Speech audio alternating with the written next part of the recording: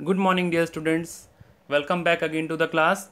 Myself CA रौनक अग्रवाल और हम पढ़ते हैं यहाँ पे बिजनेस स्टडीज़। जैसा कि आप सब जानते हैं लास्ट क्लास में हम पढ़ रहे थे चैप्टर 12 कंज्यूमर प्रोटेक्शन पार्ट 8 तक हमने पढ़ा था। आज ये उसका सीक्वेंस पार्ट 9 में हम आज देखेंगे redressal agencies under consumer protection. Redressal agencies यानी कि ऐसे एजेंसीज जो कि आपका जो कंप्लेन रहेगा उसको रिजॉल्व कराने में हेल्प करेंगे और उसका प्रोसेस क्या है वो सारा कुछ आज सीखेंगे। तो बहुत ही इंपॉर्टेंट है ये टॉपिक। एग्ज़ाम में क्वेश्चन अगर कंज्यूमर प्रोटेक्शन से आता है तो इस टॉपिक से तो ज़रूर आता है और ट्रिकी क्वेश्चन बनता है, लेकिन उस ट्रिकी क्वेश्चन को सॉल्व करने के लिए ये वीडियो बहुत ज़्यादा इंपॉर्टेंट रहेगा आपके लिए, क्योंकि प्रैक्टिकल वे में मैं आपको समझा दूंगा सारा चीज़ और बहुत बेहतरीन तरीके से अपन इस चीज़ को सीखेंगे। तो बने रहेंगे मेरे साथ। हम शुरू करते हैं ये टॉपिक। तो जैसा कि स्क्रीन पे आप देख रहे होंगे कि ये है चैप्टर का नाम, चैप्टर 12 कंज्यूमर प्रोटेक्शन पार्ट 9 और सीबीएसई वाले स्टूडेंट के लिए बहुत ज़्यादा इंपॉर्टेंट है, क्लास 12 कॉमर्स सीबीएसई वाले बच्चे। और टॉपिक का नाम है redressal agencies under consumer protection. आप सोच रहे होंगे इतना लगा के लिखने का ज़रूरत क्या है। एक्चुअली बच्चों मेरे को यहाँ पे स्पेस मैनेजमेंट भी करना पड़ता है। देखो ये इमेज है, इसके नीचे मैं अभी कुछ एक्सप्लेन करूँगा तो उसके लिए जगह भी चाहिए, तो थोड़ा सा एडजस्ट कर लीजिए। आई होप आपको ये चीज़ क्लियरली विजिबल होगा। तो यहाँ पे रिड्रेसल एजेंसीज के बारे में अपन पढ़ रहे हैं। तो redressal agencies under consumer protection ये है, और ये देखो 3 रिड्रेसल एजेंसी है, 3 टियर कंज्यूमर ग्रेवियंस मैकेनिज्म अपन इसको बोलते हैं। मतलब 3 जगह आप अपना कंप्लेन दर्ज करवा सकते हैं या फिर अपना आपने प्रोडक्ट खरीदा। मैं आपको शुरू से बताता हूँ। आपने प्रोडक्ट खरीदा, प्रोडक्ट में कुछ कंप्लेन है, ठीक है, प्रोडक्ट में कुछ फॉल्ट है या कुछ कंप्लेन है, प्रोडक्ट में हो गया कुछ कंप्लेन। तो आप क्या करेंगे, पहले उस कंपनी को कॉल करेंगे, ठीक है। किस कंपनी को? जिस कंपनी का प्रोडक्ट है। अगर कंपनी ने रिजॉल्व कर दिया तो ओके, वेरी गुड, ठीक है, हैप्पी, बात ख़त्म, ठीक है। अगर प्रोडक्ट में कोई कंप्लेन है, कंपनी को कॉल किया आपने और कंपनी ने उस चीज़ को रिजॉल्व कर लिया, कंपनी ने आपका प्रोडक्ट नया दिया, आपको रिप्लेस करके दिया, या फिर आपका प्रोडक्ट का पैसा वापस दिया, या फिर प्रोडक्ट को ठीक करके दे दिया, रिपेयर करके, तो खुशी की बात है, ठीक है, आपका कोई कंप्लेन नहीं है। लेकिन अगर मान लीजिए कंपनी को कॉल किया कंपनी को और कंपनी ने नो कर दिया, नो क्या किया, नॉट रिजॉल्व्ड,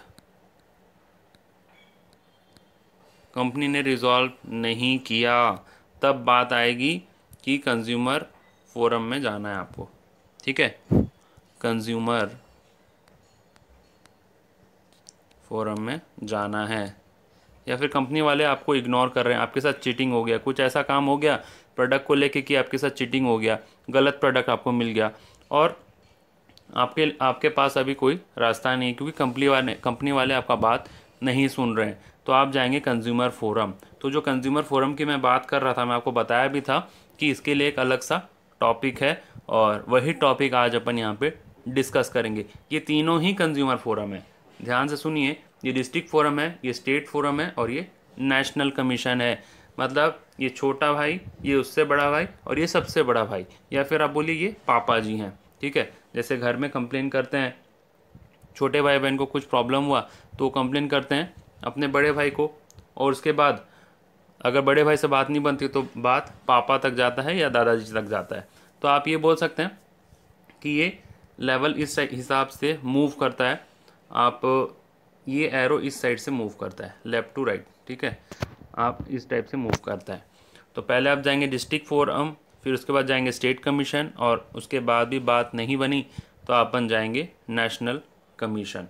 तो ये कैसे, इसका मैकेनिज्म क्या है, वो सारा कुछ यहाँ पे अपन सीखेंगे। बहुत ही इंटरेस्टिंग चीज़ है। देखो कंज्यूमर फोरम, अभी तक अपन सीखे थे कि कंज्यूमर फोरम जाना चाहिए, लेकिन कंज्यूमर फोरम 3 टाइप के हैं। आप कहाँ जाएंगे, आप वो चीज़ जानना ज़रूरी है।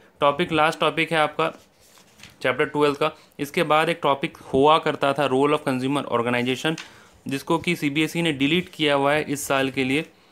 कोविड-19 का सिचुएशन के लिए इस साल में जो 30% सिलेबस डिलीट हुआ था उसमें वो लास्ट टॉपिक डिलीट हो चुका है, तो वो टॉपिक अपन को नहीं पढ़ना है। तो कुल मिलाकर के ये लास्ट टॉपिक आपके सिलेबस का बनता है और इस टॉपिक में अपन इसको पढ़ने वाले हैं।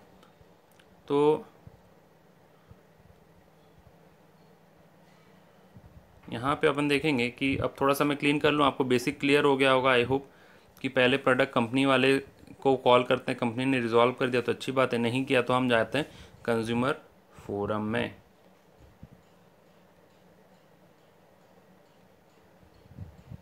तो देखो अब इसका ना, अब इस जैसे ये कोर्ट है, एक्चुअल में ये कोर्ट ही है।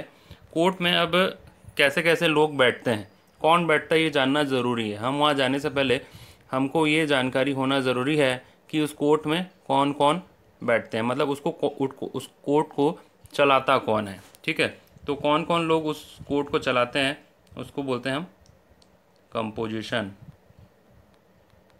कंपोजिशन यानी कि उसमें कौन कौन लोग उस चीज़ को रन करने में हेल्प कर रहे हैं।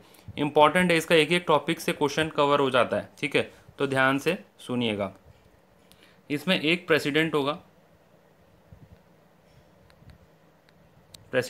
एक, एंड 2 मेंबर होंगे। मैं सब बताऊंगा, प्रेसिडेंट कौन होगा, मेंबर कौन होंगे, सब बताऊंगा। पहले इतना सीखिए कि इसमें कौन होगा, एक प्रेसिडेंट होगा, बड़ा आदमी बहुत, और 2 मेंबर होंगे। ठीक है, और ये 2 मेंबर में से एक महिला होना ज़रूरी है। ये 2 में से 1 शुड बी, एक वुमेन रहेगी।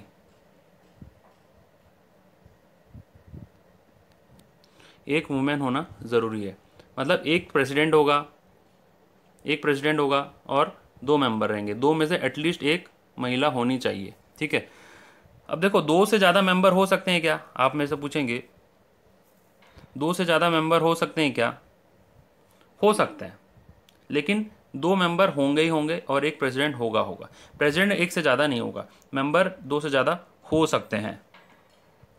और ये 2 में से एक महिला होनी ज़रूरी है। क्लियर है ये चीज़? ये 2 में से एक महिला होनी ज़रूरी नहीं है। ऐसे महिला यानी कि वुमेन, ये ऐसा नहीं हो सकता कि 2 में से दोनों ही मेल पर्सन है, ऐसा नहीं होगा। एक वुमेन होना ज़रूरी है, मैंडेटरी है ये चीज़। ठीक है, एनसीईआरटी में यही लिखा हुआ है, मैं आपको वही पढ़ा रहा हूँ, गलत नहीं पढ़ा रहा हूँ। इसके बाद अब अपन देख लेते हैं कि ये था डिस्ट्रिक्ट फोरम का बात चल रहा था। स्टेट कमीशन का बात क्या है? स्टेट कमीशन में भी सीन लगभग वही है। ये पूरा सेम जो है ये कॉपी पेस्ट इधर हो जाएगा। यहाँ पे भी स्टेट कमीशन में भी एक प्रेसिडेंट होना चाहिए, 2 मेंबर होनी चाहिए, उसमें से एक वुमेन होनी चाहिए। ठीक है, क्लियर है ये चीज़? बहुत क्लियर रखना है ये चीज़, इसमें डाउट नहीं होना चाहिए कुछ। भले मैं इस टॉपिक का 2 वीडियो बना दूंगा आपको क्लियरिटी के लिए। ठीक है, एक बार मैं बनाऊं तो प्रॉब्लम होता है, एक दिन में पार्ट बाय पार्ट याद करेंगे। ठीक है, 2 वीडियो बना दूंगा इस टॉपिक का। तो आज अपन सिर्फ इतना ही सीखेंगे कि डिस्ट्रिक्ट फोरम में कंपोजिशन क्या, एक प्रेसिडेंट और 2 मेंबर, 2 में से एक वुमेन मेंबर होनी चाहिए। क्लियर हुआ ये चीज़? हो गया होगा आई थिंक। स्टेट कमीशन का क्या सीन है? स्टेट कमीशन में भी एक प्रेसिडेंट होना चाहिए और 2 मेंबर होने चाहिए, 2 मेंबर में से एक वुमेन होनी चाहिए। क्लियर है ये चीज़? ठीक है, सिंपल है एकदम, एक प्रेसिडेंट, 2 मेंबर, 2 में से एक महिला। ठीक है, अब नेशनल कमीशन की बात क्या हो, यहाँ पे स्टोरी कुछ अलग है। यहाँ पे भी एक प्रेसिडेंट होगा,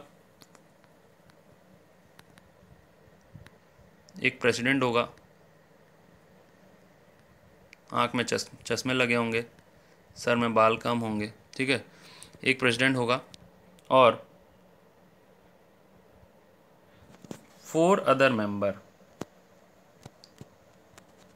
ध्यान दीजिएगा, एक प्रेसिडेंट होगा और 4 मेंबर होंगे, 2 नहीं 4। ठीक है, आप ऐसे भी याद कर सकते हैं, 2 मेंबर दोनों मिला के 4 मेंबर। ठीक है, 2 मेंबर यहाँ के, 2 मेंबर यहाँ के, दोनों मिला के 4 मेंबर। ठीक है, एक प्रेसिडेंट यहाँ पे एक ही प्रेसिडेंट तो एक ही होता है ना।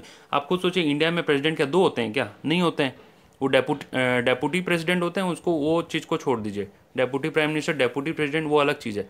लेकिन क्या प्राइम मिनिस्टर 2 हैं क्या? मोदी जी का कोई और है क्या, हमशक्ल वगैरह कुछ? या फिर डुप्लीकेट कोई है क्या? नहीं। प्रेसिडेंट एक ही होता है, प्राइम मिनिस्टर एक ही होता है, राजा एक ही होता है।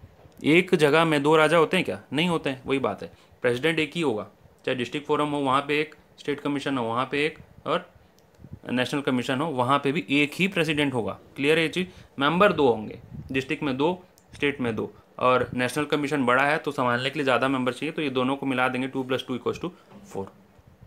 क्लियर है? याद करने का तरीका बता रहा हूँ, आपको याद रहे ताकि एग्ज़ाम में कोई भी कन्फ्यूज़न नहीं होनी चाहिए। तो एक प्रेसिडेंट और 4 मेंबर, लेकिन पिक्चर अभी बाकी है। पिक्चर क्या है? पिक्चर ये है कि 4 मेंबर होंगे, इसमें से भी 1 शुड बी वुमेन होनी चाहिए। ठीक है, 1 शुड बी वुमेन, एक महिला अति आवश्यक है। आप बोलेंगे महिला क्या, महिला को क्यों रखा जा रहा है? Why should girls have all the fun? देखो, महिला को रखना जरूरी है, आप इसको वुमेन एम्पावरमेंट बोल लीजिए, या फिर आप ऐसा भी बोल लीजिए कि कुछ केसेस ऐसे आते हैं जिसमें कि लेडीज़ को सपोर्ट चाहिए होता है, लेडीज़ के साथ कुछ गलत हुआ होता है, तो उसके लिए भी एक महिला होनी चाहिए मेंबर में, जो कि उनके हित के लिए खड़ी हो। ठीक है, तो इस हिसाब से भी सोच सकते हैं। तो एक वुमेन है, और अभी तो देखेंगे अब इंडिया में तो वुमेन एम्पावरमेंट का दौर चल रहा है, हर फील्ड में एक वुमेन मिनिस्टर तो ज़रूर है। हमारे फाइनेंस मिनिस्टर को ही देख लीजिए, निर्मला सीतारमन जी, शी इज़ वुमेन, ऑब्वियस सा बात है। और अभी हर फील्ड में महिलाएं आगे जा रही हैं, वुमेन आर गोइंग अहेड, तो कंधे से कंधा मिला के चल रही। खैर वो अलग बात है, आपको एक ठो नॉलेज दे रहा हूँ कि एक वुमेन यहाँ पे भी होनी चाहिए, यहाँ पे भी एक है, और यहाँ पे भी एक है। ठीक है, ये हो गया कंपोजिशन का बात। कंपोजिशन मतलब ये डिस्ट्रिक्ट फोरम को कौन चलाएगा, स्टेट कमीशन को कौन चलाएगा, नेशनल कमीशन को कौन चलाएगा। डिस्ट्रिक्ट फोरम को कौन चलाएगा? एक प्रेसिडेंट और 2 मेंबर, 2 में से एक महिला। स्टेट कमीशन में भी एक प्रेसिडेंट, 2 मेंबर, 2 में से एक महिला। नेशनल कमीशन में भी प्रेसिडेंट कितना? एक ही, राजा एक ही होता है, एक प्रेसिडेंट और 4 member, 2+2 member, two member of district, 2 member of state, =4 member. ठीक है, तो 4 मेंबर हो गए, 4 मेंबर में से एक महिला, महिला एक ही होनी चाहिए, है ना। तो ये था कंपोजिशन का बात। कंपोजिशन यानी कि कौन किसको चलाएगा, कौन कमीशन को कौन सा चलाएगा। ठीक है, तो अब जो बात है, अब बात है कि प्रेसिडेंट कौन होगा। ठीक है, प्रेसिडेंट कौन होगा, ये चीज़ को भी मैं बता देता हूँ। आप प्रेसिडेंट जो सोच रहे हैं, प्रेसिडेंट कैसा होना चाहिए? हमारा नेता कैसा हो? नरेंद्र मोदी जैसा हो। फॉर एग्जाम्पल ये नारा चलता था, तो उसी टाइप से इसका प्रेसिडेंट कैसा हो, इसका प्रेसिडेंट कैसा हो, इसका प्रेसिडेंट कैसा हो, और इसका प्रेसिडेंट कैसा हो, मैं बताता हूँ वैसा हो। ठीक है, अरे मैं नहीं बताता एक्चुअली, मैं तो बोल रहा हूँ, लिखा तो आपके एनसीईआरटी बुक में है। तो प्रेसिडेंट कैसा होगा भाई, बता देते हैं। प्रेसिडेंट कैसा होना चाहिए? वर्किंग और रिटायर्ड जज ऑफ डिस्ट्रिक्ट कोर्ट, वर्किंग हो या फिर रिटायर्ड हो, रिटायर्ड हो या वर्किंग हो, जज होना चाहिए भाई, जज ऑफ डिस्ट्रिक्ट कोर्ट। ठीक है, स्पेस मैनेजमेंट में थोड़ी कमी आ रही है, अब कैसा करें?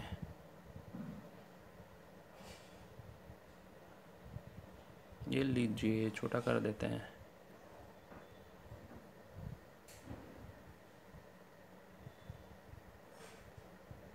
अब ठीक है, हाँ। तो वर्किंग और रिटायर्ड जज of district court, district court यानी कि एक डिस्ट्रिक्ट में एक कोर्ट जो होता है वो होता है डिस्ट्रिक्ट कोर्ट। डीसी यानी कि डिस्ट्रिक्ट कोर्ट, ये डीसी है, इसका मतलब है डिस्ट्रिक्ट कोर्ट। वर्किंग हो या फिर रिटायर्ड जज ऑफ डिस्ट्रिक्ट कोर्ट हो, मैं एक बार बना देता हूँ सबका, फिर मैं लिख दूंगा, समझा दूंगा। आई मीन उसी टाइप से यहाँ पे स्टेट कमीशन में क्या होगा? वर्किंग और रिटायर्ड जज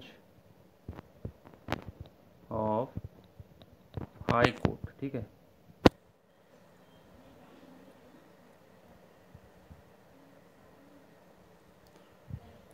अब लास्ट में कैसा होगा?